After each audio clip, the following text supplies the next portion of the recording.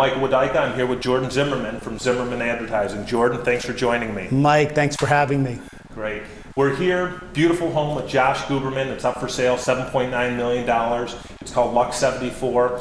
But tell us a little bit about what you're here. Jordan Zimmerman Advertising. Tell us a little bit about it. Oh, Mike, well, first, thanks for having me here. And I want to tell you all, I started Zimmerman Advertising after college, and I had a dream. I had $10,000 that I'd saved. I tried to get a job in New York City, couldn't get a job in New York City working in the advertising field. So I went back to graduate school and started an agency with that investment that today is a $2.6 billion firm, the 14th largest in the country. Now, I'll give you $10,000. You want to hook me up with $2.6 billion? If you have 28 years, we can do it. Absolutely. So that's a good return. Actually, I'll give you my kids. They'll start them right out of college, and then they're fine. Well, the heck with college. Let's just start them today. Perfect. That's great. That's great. So tell us a little bit about how you started small, originally from New Jersey, right? Yes. And then you move out to the big city, the Big Apple with the dream. Yep. Where do we go from there? I started my firm in Fort Lauderdale, Florida. My parents had lived down there, and I knew that in order to start a firm, I wanted to be in a bigger city, but not New York City. And I couldn't do it where I went to school in Tampa, Florida. So I opened up a small little shop, 400 square feet, and started knocking on doors, because back in the early 80s, you didn't have, even fax machines, you didn't have cell phones, you had no technology, not even computers. So I started to knock on the doors and won my first piece of business and built it from there. But the philosophy was much different than the agency world that we live in today, or we lived in then. Then and today it was all about the output of the work, and Zimmerman was always about the outcome of the work. Right. Now, you take definitely a different approach. Building a business, not just a brand. You actually want to build a brand, but you want to build a business around a brand. So that's a different, unique look that most people don't do today, correct? Correct. And also, if you look at some of the brands we represent, the Papa John's, the Nissans, the White Castles, the Friendlies, the Jackson Hewitts, every single one of those brands has a huge direct competitive set. The responsibility that we have is to differentiate those brands in meaningful ways that'll get the consumers to respond to those brands and want to do business with our brands in bigger ways than they want to do business with a competitive set. And if you look at those brands, every one of those brands in the marketplace today is thriving, even during these tough times. Now, I have a couple of small businesses. I know how tough it is when you're out there, you have no money, you're not paying the mortgage, your kids can't eat, all those sorts of things. When did you feel you finally got it right? What were you, 25, 30, 35, last week? Which one of those milestones really said, I did it, the market was right for me? That's a great question. And for those of you that are out there that are trying to build something, it took us almost 13 years before we really built it where I knew we had something. And what I mean by that is that I didn't have to go and wait for the mail bins every day to be delivered to my office so I could open up those mail bins to make sure that we had enough money to make the payroll that week. And when we finally got to that point, it was a shocking point for me, because I realized we'd finally made it. That we were making enough money now, we were self-sustaining ourselves and being able to pay our bills, and we also were able to make those capital improvement investments or technology investments to differentiate us again and grow within our sector. Now, you're a big business, $2.6 billion. How many employees? Over 1,400 employees. That's great. That's great. A lot of overhead. But not only that, you're diversified. You don't just have Zimmerman Advertising. What else do you do? I also own a piece of 2 hockey teams. I own a piece of the Florida Panthers and also a piece of the Tampa Bay Lightning. I am the first, I think, entrepreneur that's owned 2 hockey teams. You had to get NHL approval to do that. And I also am invested in a lot of real estate.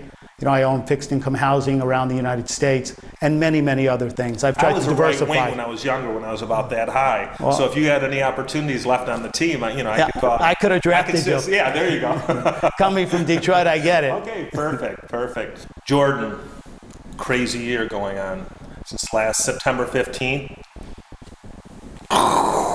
Crash. You're up. Let me tell you that our clients, let me give you examples. Pep Boys, they were negative comping for 10 straight years. Jim Materatundu, who is the chairman of the board of Pep Boys, when he hired us with his executive team, said, how long do you think it'll take us? We went into the marketplace last year, we tested, we built a methodology, we rolled out, and the first year they are positive comping for the first time in 10 years. How's that possible? Market tanks, it's in the toilet. You're up 20%. You know, if you look at Pep Boys, it's really about the methodology, but also about the outcome of the work that we're producing. So I talked earlier about having a good outcome, not about the output. And when you look at that work is very resultful work. Work is very stimulating. And the work really talks to the consumers in a way that what the consumer is looking for. Now with Pep Boys, are more people working on their cars?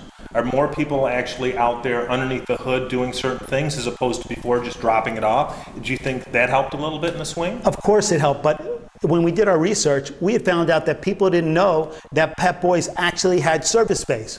They just thought they were like a store you walked in and you bought parts.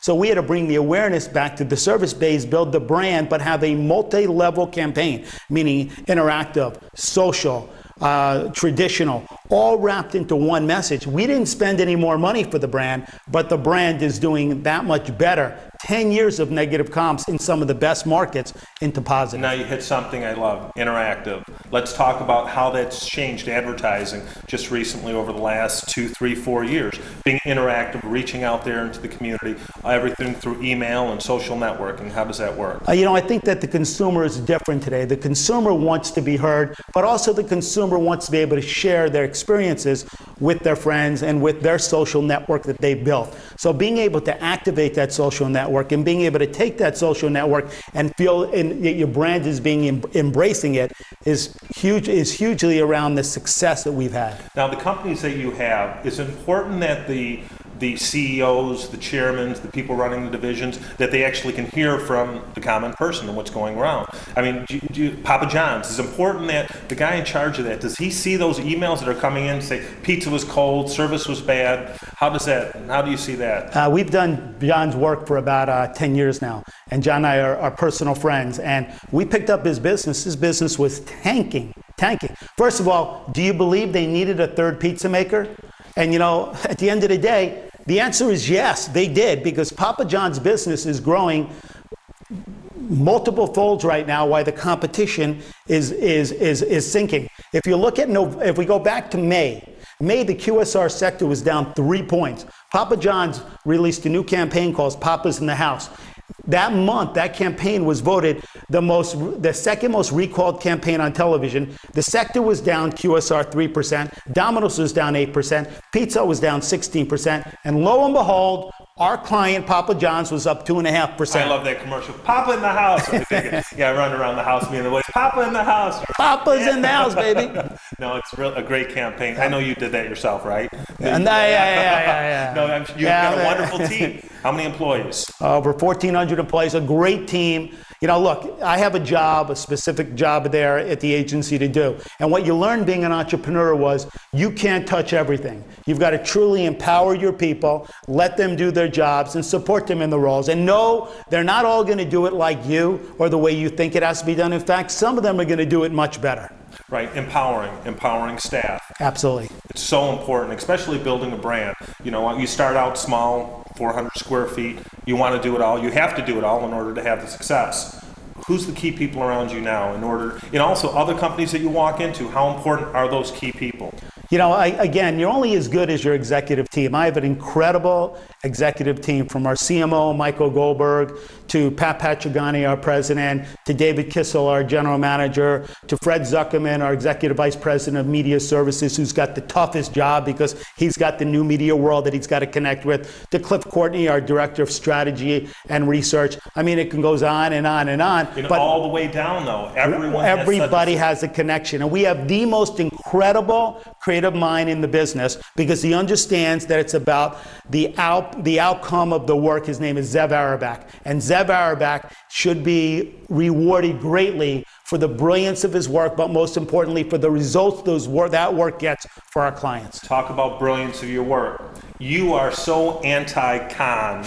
All right, so we've read some different things about that. Tell us a little bit about Con, the award shows, because proof is in the pudding. Obviously, growing a business, it's not necessarily having the coolest commercial out. How does it produce? Is it doing results? Tell us a bit about your views. You know, I've always felt that our industry was backwards, and that they always wanted to be rewarded for doing great work, not for the outcome of great work. So I've been very, I guess, open about my feelings about I don't believe we should go to con. In fact, I've never gone. Not because I don't believe we do great work, because I think we should be measured for our work, not for the way our industry feels, but for the work, the way it performs for our clients. So yes, I think that con stinks. I don't think we should ever go. I don't think our industry should go. And most importantly, I feel it's very irresponsible. I want to go for a tan. That's really it. I don't know about the whole marketing. Now, talk about a business swing. Nissan. You know, Nissan's crazy for you. Done well. Absolutely. We have had a terrific partnership with Nissan since 1998. We are hard. We started in April of 1999. Now, people in our industry said, Zimmerman, you are insane. You took on Nissan. They just lost in 1998 $7.2 billion. Have you lost your mind? When they go out of business, they're going to point at you, Zimmerman. They're going to say, you drove them out of business because your work didn't work. And I said, guys, we're going to be driving them back into business. And within 4 years, Nissan went from losing $7.2 billion to making $8 billion in one single year, a $15 billion profit swing. Jordan, you and I were chatting a little bit yesterday. Unbelievable opportunity, creating new market share. Tell us your philosophy on that. My philosophy is there's always a pie in the market of opportunity. During the good markets, everyone's inside that pie grabbing for their fair share. In this market, people are pulling their reins in, but that pie is still out there, and you've got to be able to go out there and you have to be able to go after that pie. This is your time to gain market share. And I could take you all the way back to the early 80s when Geico and Delta bought market share in the early 80s during a recession and came out of that recession stronger brands. We have an opportunity to do the same thing today. Our clients are doing that. I mentioned Papa John's, AutoNation, Nissan, Friendly's Restaurants, another brand that was down for many, many years, that was up almost 5% last year. So you look at these things, great opportunity for you. If you're in business, take a step back, look at your brand, and are you ready to grow? But make that investment. Just growing, doing good business. Always. Smart business, making sure your costs are established the right way, making sure you've got the right relationships. Your relationships are so key. You have great relationships with all of your customer base. You know, our customers and I really are like one. We see together where we must go. One of our new brands is Party City. Awesome brand. We just put together their Halloween promotion. You'll see it in a couple of weeks. It is an unbelievable, spectacular, looks like a music video, but it's inviting for the family. It's a new way to look at the brand. And the opportunity is, are they ready at the store level to handle it? Will they be able to serve the customer correctly? Will they be able to give the customer the experience that the commercial is expressing to them? And most importantly, will they be merchandised properly to be able to deliver and give the client what they're looking for? Now, you and I covered a lot of topics. We talked about how you started, 10,000, get you $2.6 billion, not a bad return. No. We talked about a little bit about family, how important it is to have that, controlling market share, proper relationships with your customer, understanding where they're going, good business, philanthropic, giving back to the community. You know, part of the responsibility, no matter what size your brand is, and Zimmerman's a big brand today, is to give back to our community. So in South Florida, we are the title sponsor to the Zimmerman MS 150. And why MS was that my wife and I and some of our friends in our agency had seen so many people around us affected with MS that we thought it was a great cause to give back to. We also realized that most of the money we raise, I think it's 88%, goes to find the cure. So we stepped out and stepped up and actually started the MS 150. It's a Zimmerman MS 150, and it is a bike ride from Miami to the Keys and back 150 miles.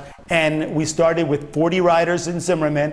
Today, Zimmerman has a Z-Motion bicycle team that actually has 600 riders that train in different training stations every week. And also, we have the community behind us, a community of over 2,000 riders last year, wow, raising over $2 million for MS from our community, from the Z-Motion. That's outstanding. I really appreciate your time. I appreciate you having me here. Your son, 100%. Absolutely. Great. That's great. Thank you so much for your time. Wonderful. Keep up. Thank you for having me here, Michael.